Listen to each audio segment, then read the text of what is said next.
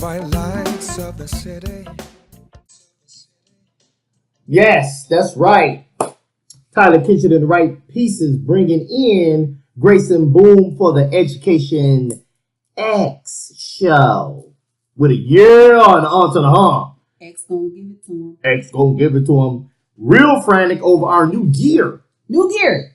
Check it out. Schooling you. Because teachers wear clothes. Teachers wear, that's what that says right there, y'all. Teachers That's right. Wear clothes. Teachers wear Schooling You clothes. brand.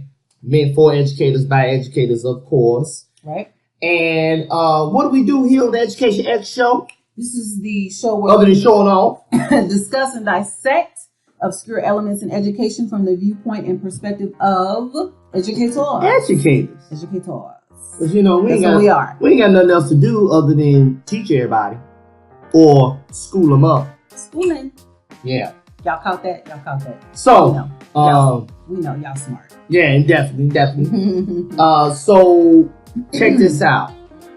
Education. Get ready to get to it. Yeah, because this topic, not only is it a hot one, as education in and of itself have a bunch of obscure topics that we like talking about. Okay. But we gonna give a disclaimer. You know how we feel about disclaimers. You know how I feel about it. I don't know. I don't want you to think. I don't want you to feel this way. Whatever. But we're gonna do it collectively because we're just nice people like that. We don't want to break up any happy homes when we talk about this topic. Right? So let's get right to it. Education can be a dominant lifestyle. What you say? Education, ergo educators, people who are in education, mind you, from any and everybody that has to work in front of young people. It can be a dominant lifestyle. Can be. So here's what we're talking about. A dominant lifestyle. It just is. It can be more than what people who don't believe it's a dominant lifestyle. That's why we said that. Because people in education, they know it. You never turn it off. You never turn it off. You don't leave it in the garage. Right. So, and what we mean by dominant is just that. It can dominate your life outside of that building or where you go to do your work. And let me also preface by saying we're not picking on other lifestyles and what comes with other careers. Right. As to say this is more dominant. I mean, we're gonna talk about it. We're gonna bring it up and make it think. But we're here to say people that don't think education is or can be. We're here to just help you have some more thoughts about that. So, right. Before we do that, we are all about our plugs, tugs, and hugs. Plugs, tugs, and hugs. And therefore, we are plugging our curriculum gumbo video. Stirring it up. We've been working on this for a little while, y'all. So we think you're gonna like it. It relates to what we do in the classroom. We do as educators. We stirring up a little bit. Add a little of that. Cookbook it. A little bit more of that. Taste it. Throw it out to the crowd. See how you're like, oh, I'm sorry, it's a little too hot. Let me let it simmer. Turn it down. Put some leaves on it. Or scrape the oil off of it. Oh, it's gumbo. So, I don't know about that, but okay. Click on the link that's in the video and the comment section, and it'll take you to our curriculum gumbo video. Right.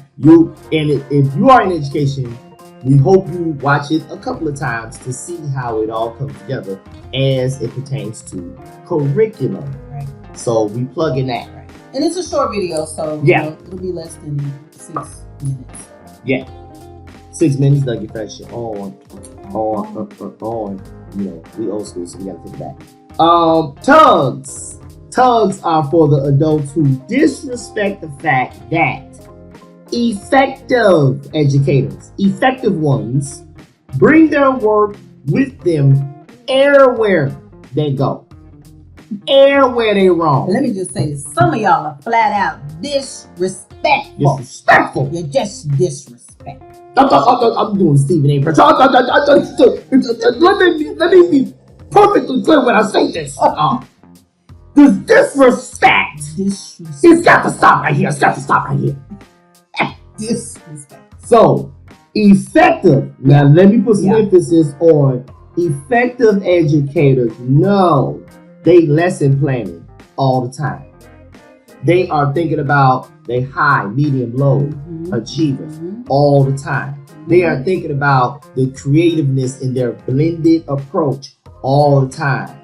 They're in the grocery store with their own children thinking about that the math, the science, the lit, the social, the everything in this sale item all the time. We don't turn it off. They are on a romantic date thinking about, man, you just brought that up. I can do this in my class. Excuse me. Get off kissing my neck. I got to write this down for my students. It is a dominant lifestyle. Yes. Hugs to those who respect and appreciate the energy that educators have while at home, on vacation with their families, etc. Especially like any other traditionally dominant lifestyle profession. So you go and you let them know what are traditionally dominant lifestyle professions. So your doctors, your police officers, your firemen and women, your lawyers or attorneys, maybe someone in the military. Those are dominant lifestyles. They take precedent. They sometimes can take over a household. The household. Meaning Absolutely. you can have a 2-parent income, or both spouses or whatever, both the adults in the home and how to take care of them. Both of them work. Let's face it, there are some lifestyles that come with certain professions that, and we take it off the connotation of backseat, or say a secondary stance in the household, or they say a 1A and a 1B, just for the household work, just for things to sort of operate around, maybe some extracurricular activities with the children, how you set up your vacations, all the things that make you a household or family or subculture, or how you go about your informal things that you enjoy. Let's face it, hey, people think education, you could just take vacation during our breaks. You know when they're coming. Right. But I've worked with some teachers where they're just like, I'm gonna need all the week off from February 3rd to the 10th. I'm like, I have to be sick or something. Yeah, that's when my spouse can get their vacation. Or that's when we choose it because it's cheaper and all this other stuff, blah, blah, blah. Like, okay, I'm not gonna stop them, but you do know when your time, spring break in 2 months. Like, how come they can't choose that time? Because people disrespect and just blow off education. Well, because people think we have all this time in the world just to sit around. And it's just kids. I mean, you can afford that. Like, we getting ready for assessment time. Check that other video we got on stressing about assessment. The stressment due to assessment. And you know what? I'll say one other thing related to that. And I've seen this, and a lot of other people have pointed this out to me. Sometimes when teachers are on break, or when we have a 4-day weekend or something like that, the traffic is a lot lighter. I've noticed that. Meaning what? So we're chilling, or we're taking breaks. We're on vacation, spring break. Traffic in the mornings, traffic is lighter. I don't know if anybody else has noticed that, but it's a lot lighter.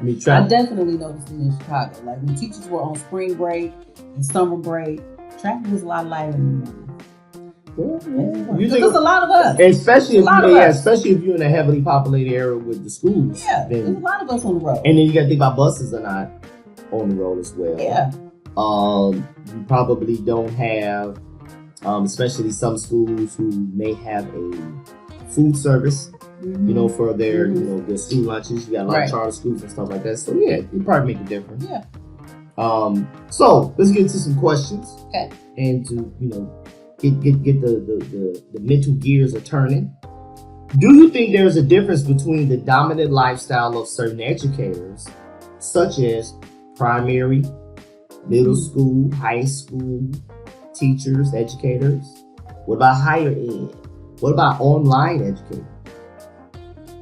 Because we lumping all educators into one, but what if we break it out and say, we hear y'all, Grace and Boone. I get it. I'm married to one, blah, blah, blah. But, I got a neighbor who's an online professor.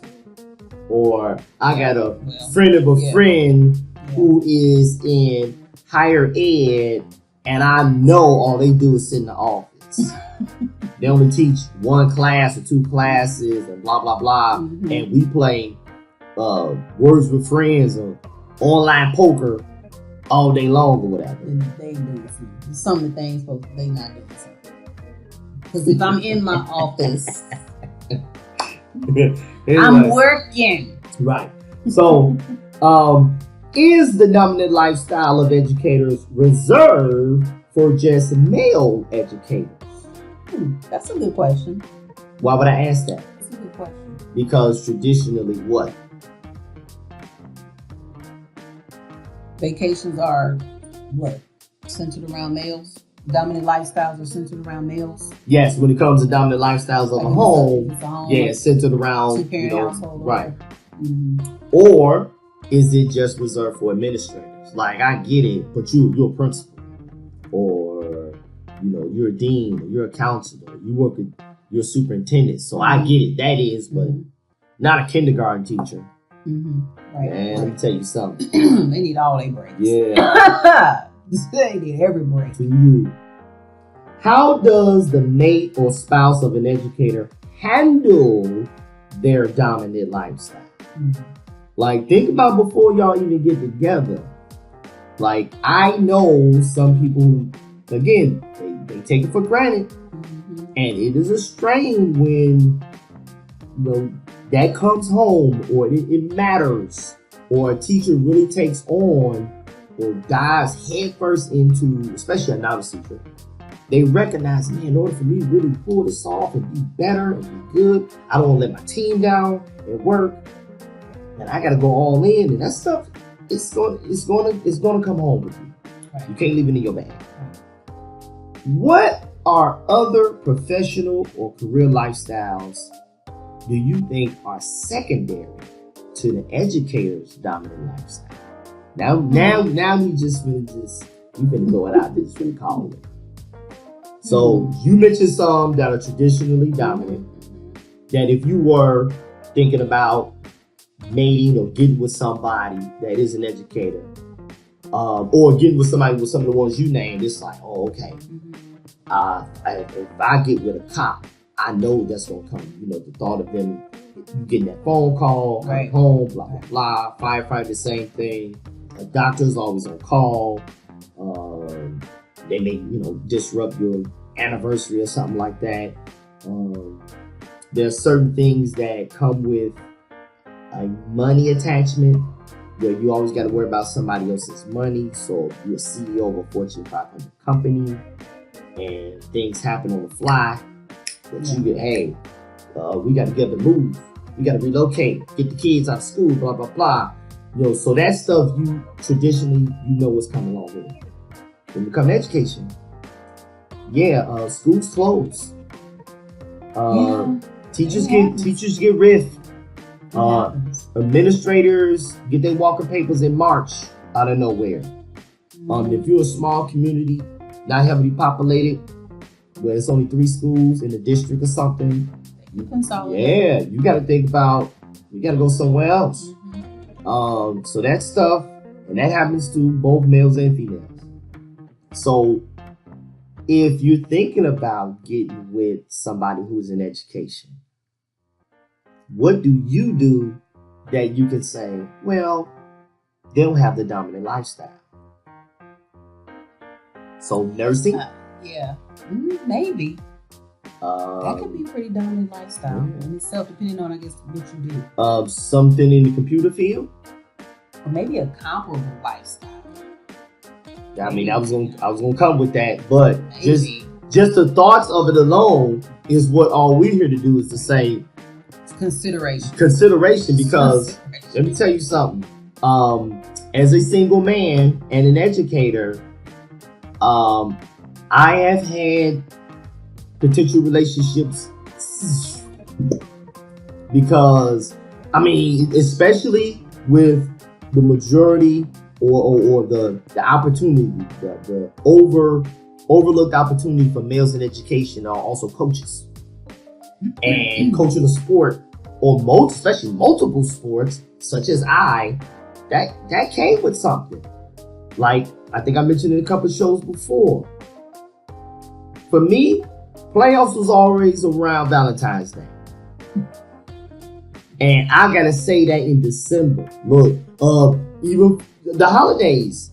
I'm looking forward to break. I had 2 days off and I gotta get back in the gym with my team because we have holiday tournaments to go and play. Maybe we'll get 4 days off depending upon the tournament, how it was set up and the way Christmas would fall. But I'm not looking forward to just laying around. You know, I'm still doing stuff. So whoever I may be dating at the time, you know, hey, that's something gonna come along with it. Yeah, conflict territory. Yeah, don't just look at it like you know, I know you're gonna have this time, and I'll call off a day, and we'll have a whole day.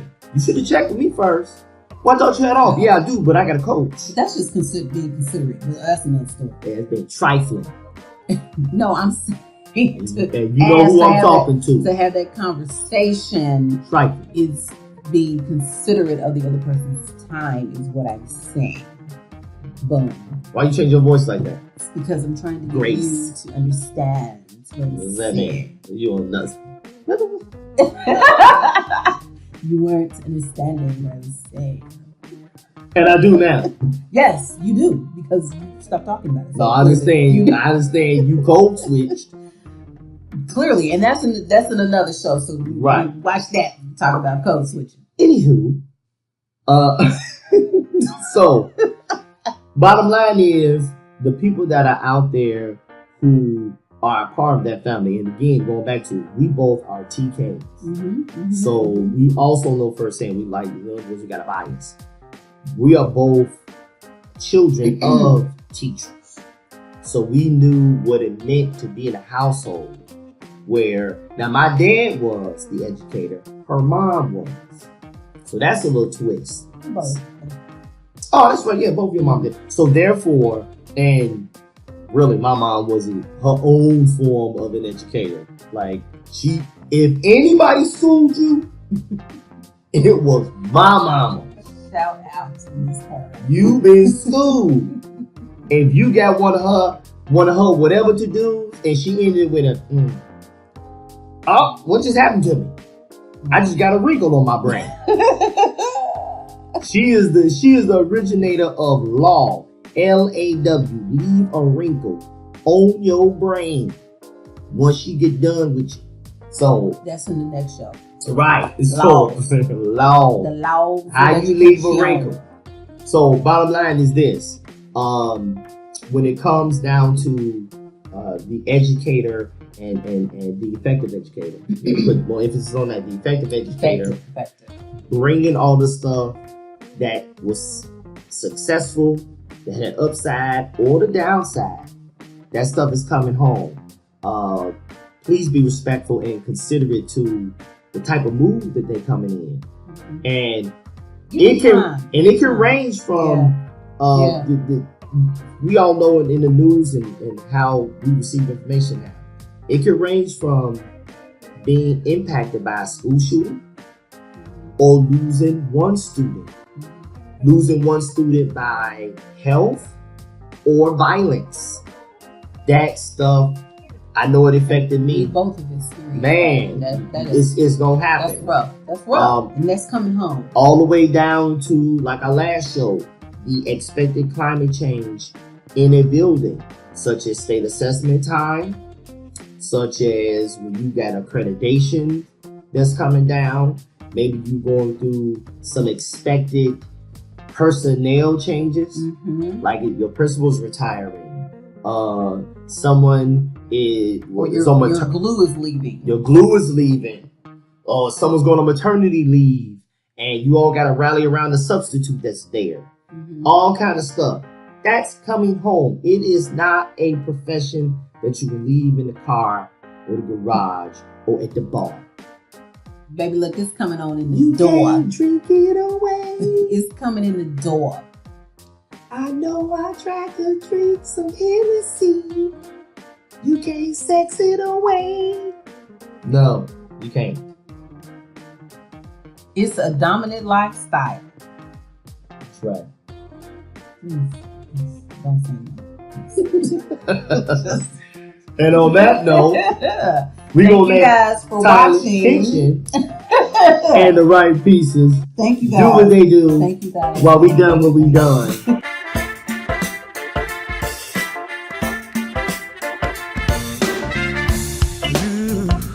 Lose control with the bright lights of the city, and we buzz like bugs with the hot light. Muse your soul. This is the right side, the streets and concrete. Crack to the rhythm of your heartbeat.